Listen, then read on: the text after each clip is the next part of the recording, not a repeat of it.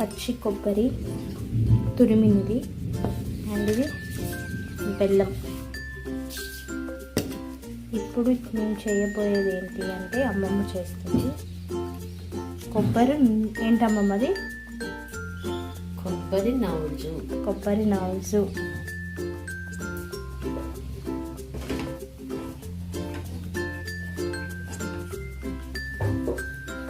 So కొంచెం oil వేసుకోవాలి. నెయ్యి వేసుకోవచ్చు అంట కానీ అంత టేస్ట్ ఉండదంట. సో అందుకే ఆయిల్ వేసింది అమ్మమ్మ. నెక్స్ట్ బెల్లం వేసుకోవాలి. బెల్లం యాడ్ చేసుకున్నాక అది కరిగిపోతుంది.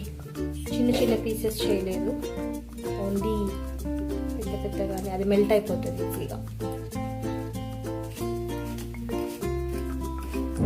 ఇది మా అమ్మమ్మ వాళ్ళ చెట్టు, కొబ్బరి చెట్టు కాయ.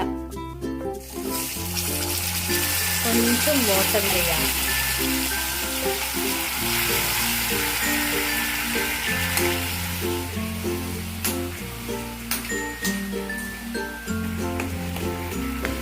మొత్తం వర్షం పడుతుంది ఫుల్గా, చాలా హెవీగా ఉంది రెయిన్ ఈరోజు.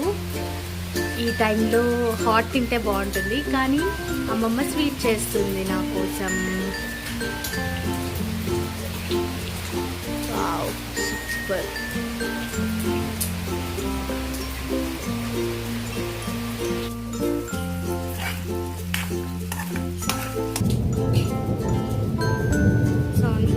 ఉరుములు చాలా వస్తున్నాయి. సో నెక్స్ట్ బెల్లం కరిగినాక కొబ్బరి వేసుకోవాలి.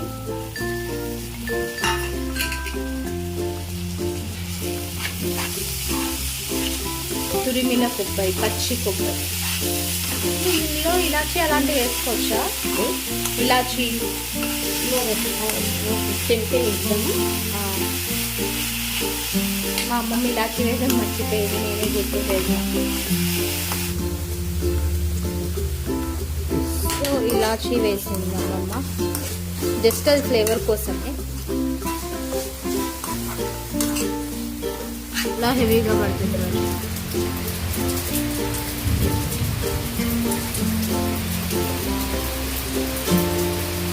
చూడండి వర్షం మొత్తం ఇలా పడుతుంది, అసలు మొత్తం ఇట్లా.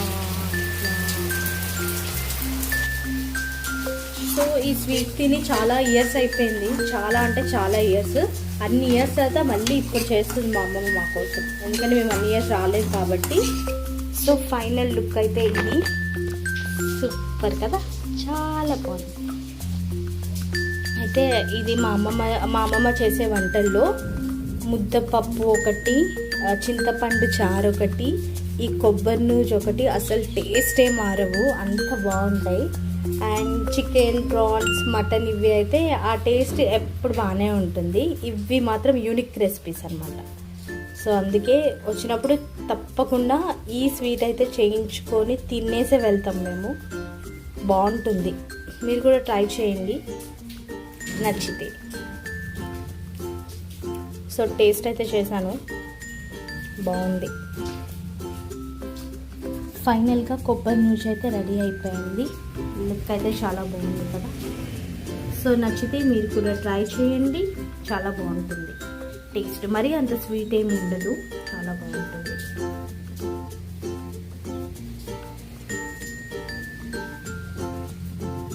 ఈ వీడియో మీకు నచ్చినట్లయితే లైక్ చేయండి, షేర్ చేయండి అండ్ సబ్స్క్రైబ్ చేయండి. Thank you.